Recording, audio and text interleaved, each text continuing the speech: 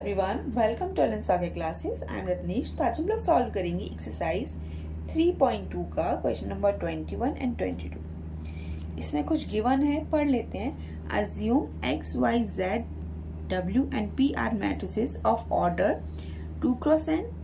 X जो भी आपकी एक्स मैट्रिक्स है वो किस ऑर्डर की है? 2 क्रॉस एन की है। वाई है आपकी 3 क्रॉस के, जेड है आपकी 2 क्रॉस पी, डब्ल्यू है आपकी n cross 3 and p matrix है आपकी p क्रॉस k ऑर्डर की respectively.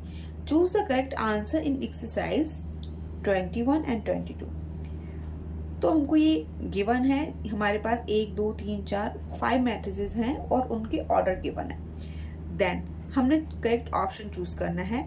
The restriction on n के p so that p y plus डब्ल्यू y will be defined are. सबसे पहले तो क्या है, पी वाई का मल्टीप्लीकेशन हो रहा है, डब्ल्यू वाई का मल्टीप्लाई हो रहा है। ठीक है, तो ये इनका मल्टीप्लाई डिफाइंड कब होगा, ये कंडीशन हमने देखनी है इन ऑर्डर के थ्रू।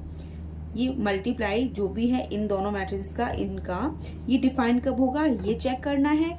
और यहाँ पर प्लस साइन है ना, तो प्लस साइन से मतलब ये है कि ये जो मैट्रिक्स आएगी आपकी उसका ऑर्डर क्या है और ये जो मैट्रिक्स आएगी उसका ऑर्डर क्या है। ये दोनों ऑर्डर हमारे इक्वल होंगे। बस यही दोनों कंडीशंस चेक करेंगे और हमको ऑप्शन मिल जाएगा। ठीक है, सबसे पहले क्या चेक करेंगे, इन दोनों मैट्रिसेस का प्रोडक्ट डिफाइंड कब है, इनका प्रोडक्ट डिफाइंड कब है। ठीक है, देन ये जो होल मैट्रिक्स ये आएगी और ये आएगी, इन दोनों के ऑर्डर क्या होंगे तभी तो हम प्लस साइन करेंगे। दैट मीन्स प्लस में और सब्ट्रैक्शन एंड एडिशन में आपके ऑर्डर्स क्या होते हैं, इक्वल होते हैं। ठीक है, बस यही कंडीशन हम चेक करेंगे और हमारा इजीली आंसर आ जाएगा। क्वेश्चन तो हमारा एमसीक्यू बेस्ड है, लेकिन आपको कॉन्सेप्ट अगर पता होगा ना कि कब प्रोडक्ट डिफाइंड है और कब एडिशन डिफाइंड है, बहुत इजीली आराम से कर लेंगे। ठीक है, जैसे कि मैट्रिक्स एक्स है आपकी, एक्स मैट्रिक्स कोई सी भी है, मैं सिर्फ ऑर्डर लिख रही हूँ, मैट्रिक्स नहीं लिख रही। ठीक है, इसका ऑर्डर क्या है 2 क्रॉस एन। वाई मैट्रिक्स का ऑर्डर क्या है आपका 3 क्रॉस के एंड जेड का है 2 क्रॉस पी।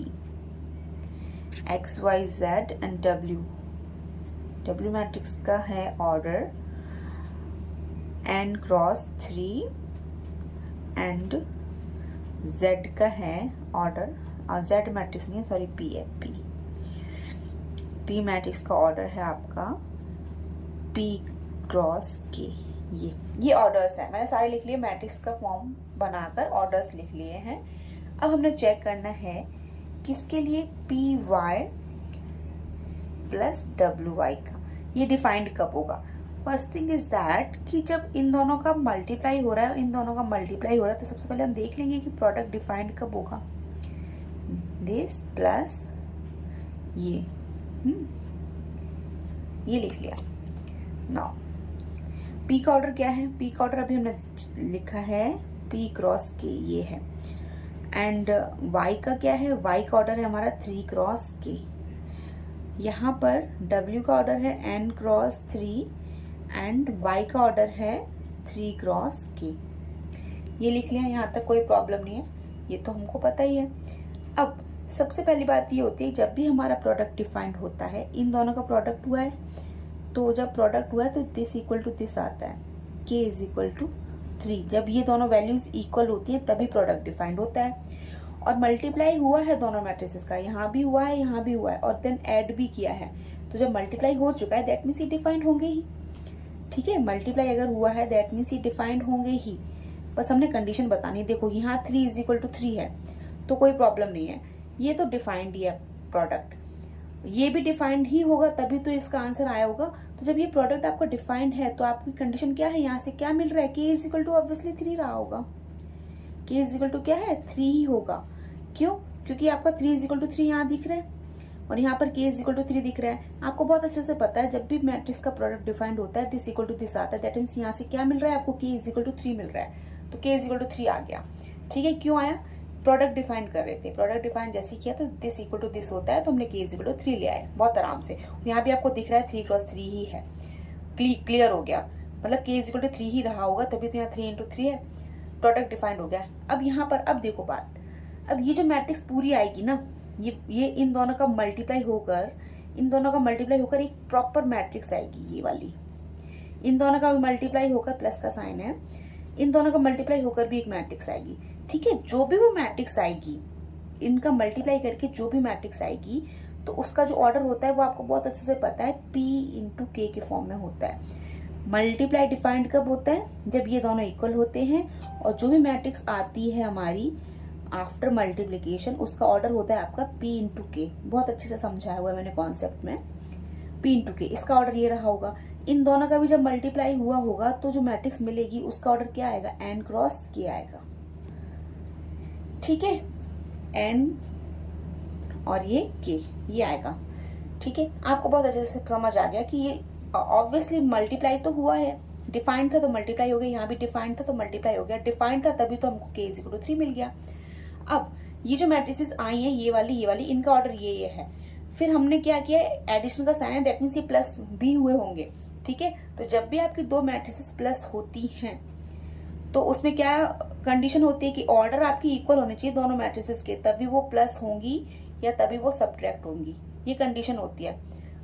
मल्टीप्लाई में कंडीशन अलग होती है, हमने ये चेक करना होता है, ये भी चेक करना होता है, लेकिन एडिशन और सब्ट्रैक्शन में हमने सिर्फ एक चीज चेक करनी होती है, दोनों मैट्रिसेस का ऑर्डर क्या होना चाहिए? सेम होना चाहिए।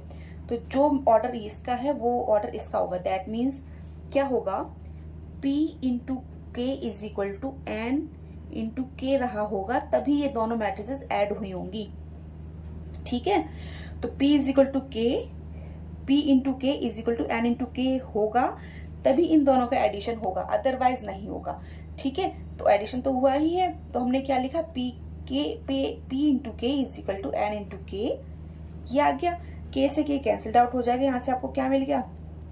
P is equal to N मिल गया। देखो किस ऑप्शन में ये दोनों कंडीशंस गिवन है, ये वाली और ये वाली। देखो ऑप्शन नंबर कौन सा है? ऑप्शन नंबर ए ही है आपका, K is equal to 3 and P is equal to N। ये आया। K इज इक्वल टू 3 क्यों आया? हमने प्रोडक्ट से डिफाइन कर लिया था। मैंने एक एक चीज समझाई, आपको समझ आ गया होगा। ठीक है, फिर भी कोई डाउट होगा आप मेरे से कमेंट बॉक्स में कमेंट करके पूछ लीजिए। तो यहाँ से हमको मिल गया N is equal to K, and जब ये दोनों मैट्रिक्स का एडिशन हुआ होगा तो इनके ऑर्डर इक्वल होंगे, तभी हमने ऐड किया होगा इन दोनों मैट्रिसेस को। तो इनका ऑर्डर सेम होगा, तो हमने क्या लिख दिया? P के इज इक्वल टू N के, K से K कैंसिल आउट हो गए, यहाँ से हमको क्या मिल गया?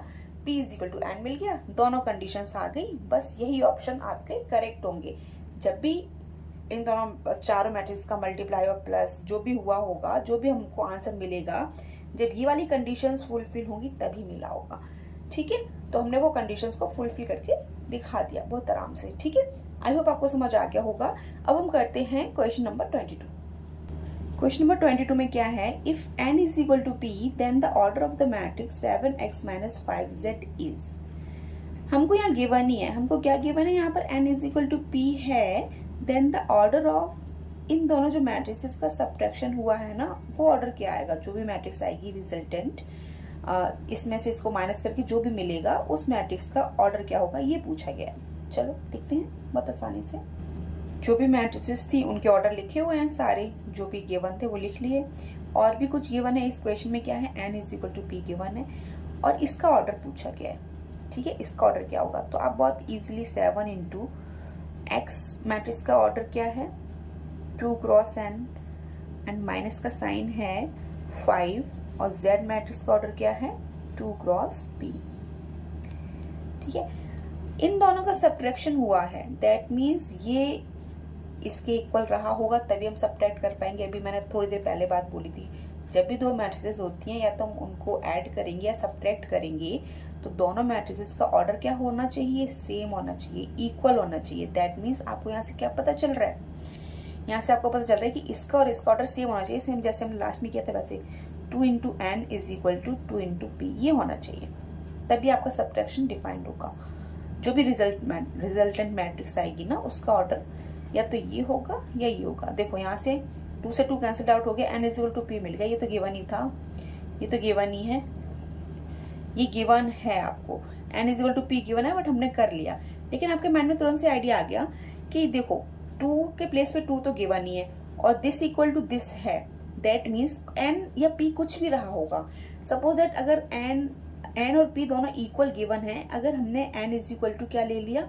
5 ले लिया, तो ऑब्वियसली आपका p इज इक्वल टू भी क्या होगा 5 होगा, n इज इक्वल टू अगर 5 ले लिया तो p इज इक्वल टू 5। आप कोई सा भी नंबर ले लो, ठीक है, कोई सा भी नंबर लोगे। 7 इंटू 2 के प्लेस पर तो 2 है, n के प्लेस पर 5 है, माइनस 5 इंटू 2 के प्लेस पर तो 2 है और p के प्लेस पर ये क्या आ गया 5। देखो दोनों में मैट्रिक्स का ऑर्डर इक्वल आ रहा है, आप कहेंगे ऐसा हम आ रहा है तो सब्ट्रैक्शन क्या होगा डिफाइंड होगा, ठीक है। तो यहाँ से हमें क्या पता चला, n is equal to P तो है ही, आपको यहाँ 2 भी गिवन है और n is equal to P भी है, तो सिंपल सी बात है ऑर्डर आपका या तो ये होगा, order of the resultant matrix, इसका जो भी रिजल्ट आएगा ना इसका ऑर्डर क्या होगा, लिख लेते हैं, order of 7x minus 5z is क्या होना चाहिए, या तो ऑर्डर ये होगा क्योंकि ये दोनों इक्वल है, n is equal to P है, 2 के प्लेस पे 2 लिखा ही हुआ है, 2 इक्वल टू 2 है, n is equal to P है, दैट मीन्स दोनों के ऑर्डर सेम है। तो हम क्या करेंगे, ऑर्डर क्या होगा इसका 2 क्रॉस n होगा और क्या होगा 2 क्रॉस p होगा। इन दोनों में से जो भी ऑप्शन मिल जाएगा ना वही ऑर्डर है आपका, ठीक है। ऑर्डर आपके इक्वल होंगे, या तो ये क्योंकि 2 से 2 मैच कर गया, n is equal to P भी गिवन है, दोनों ऑर्डर इक्वल है, तो आप चाहे 2 क्रॉस n ऑप्शन मिल जाएगा या 2 क्रॉस p मिल जाएगा, आंसर सही होगा वही वाला, ठीक है। चेक कर लेते हैं, देखो ऐसे यहाँ पर p क्रॉस 2 मिला है, p क्रॉस 2 है क्या हमारे पास, नहीं है, तो ये वाला ऑप्शन तो नहीं है। 2 क्रॉस n मिल गया, मैंने बोला था या तो ये होगा या ये होगा, ठीक है, तो 2 क्रॉस n मिल गया आपको, तो ये वाला मिल गया ऑप्शन, तो option B is the correct. n cross 3 भी है थर्ड ऑप्शन, तो n क्रॉस 3 कहीं दिख रहा है, नहीं दिख रहा है, तो ये वाला थर्ड ऑप्शन भी नहीं है। p क्रॉस n दिख रहा है कहीं, नहीं दिख रहा है, तो ये वाला भी नहीं है। मैंने क्या बोला था, या तो ये होगा या ये होगा, ऑप्शन में हमको मिल गया 2 क्रॉस n मिल गया, तो यही वाला ऑप्शन आपका करेक्ट है। क्यों करेक्ट है हमने अभी पूरा बहुत अच्छे से समझ लिया, फिर भी अगर कोई डाउट है, कुछ समझ नहीं आया तो आप मेरे से कमेंट बॉक्स में कमेंट करके पूछ सकते हो। वीडियो अच्छा लगा हो तो लाइक शेयर एंड सब्सक्राइब करना मत भूलिए। Thank you for watching, bye bye.